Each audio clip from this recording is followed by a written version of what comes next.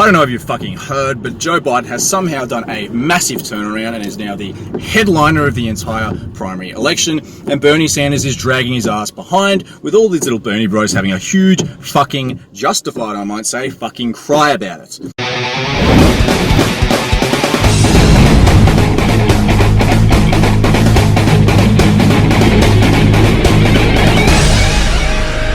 A lot of shit has happened that I can't be fucked going into detail about, but I thought that the main reason to make this video would be to basically give you an update on what I think the verbal and PR strategies of both these candidates should be now. It's down to Bernie and Biden, and I'm going to start on Biden.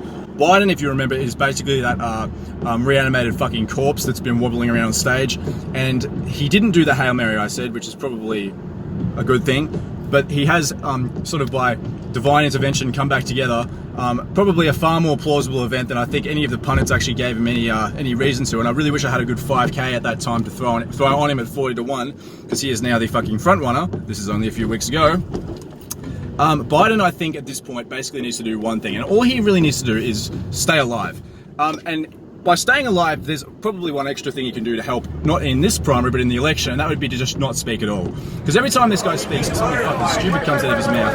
And as long as his campaign can minimize the amount of time that he's abusing Detroit fucking workers to their face, or telling other workers that he's going to fight them, and all this other shit, I think it's going to be probably better for him in the election, possibly, because it's going to be harder for him to sell the angle that Trump is kind of like an ugly loose cannon, and he's not. I personally really like it. I'm actually gaining respect for Biden over this, but it's probably just not going to work out too well going forward, seeing as he's already a very unelectable candidate. Biden needs to get across the finish line, and whenever he's asked questions in the debate by Bernie, he basically just needs to talk in as many cliches as possible, saying as little as he possibly can, and whenever talking to Bernie, just ask him very menial questions about his plans and what he wants to do, and not questions that are meant to be vicious or trapping, just questions that are going to take fucking ages to answer, because that's going to run down the clock, and he can just get through there and go back to the fucking retirement home that he crawled out of. Alternatively, have Bernie. This is a real curious thing for me, because what Bernie is doing now I don't think makes much sense. He's not going to win this race. It's so heavily staked against him that he's just not going to win. So the question I'm really wondering here is, what the fuck is he doing there?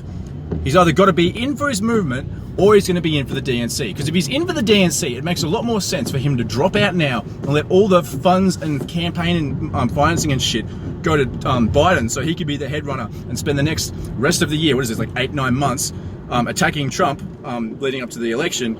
If he's here now, it's just distracting resources. Now, alternatively, and this is what I would probably do if I was him, he should keep running and run as an independent.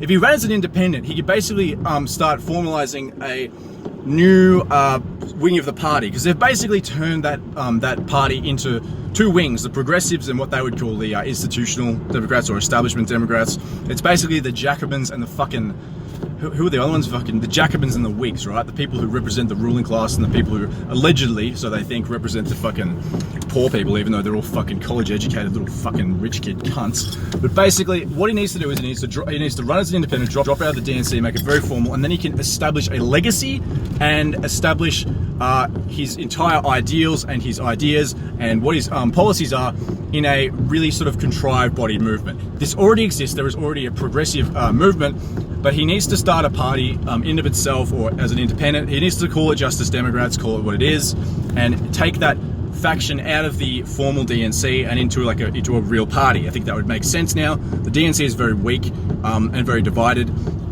They're not going to get Trump out, and they're not going to get Biden out. They need to just start finding ways to capitalize on the chaos that's already there. They've already started doing it. I think that's the logical next step, and it basically starts drawing a line in the sand between themselves and the other DNC, saying you're either with us or you're against us. I think they're also more mobilized and more motivated, and I think that's going to help them in the next few years, because I don't see the DNC coming back very easily after Trump too.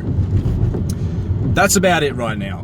So Biden needs to say virtually nothing and just not die and just not get into fights with people. Bernie Sanders needs to effectively choose between dropping out and helping Biden effectively and being hated by all his audience, or running independent, just dropping the Democrat title altogether, and basically trying to form a new party and make himself part of his legacy, right? I don't think he is formally independent, but he needs to make it very clear that he's not running for the Democrats and not going to support the Democrats.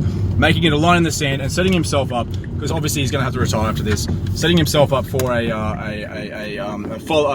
fucking, Jesus, what the fuck do you call them?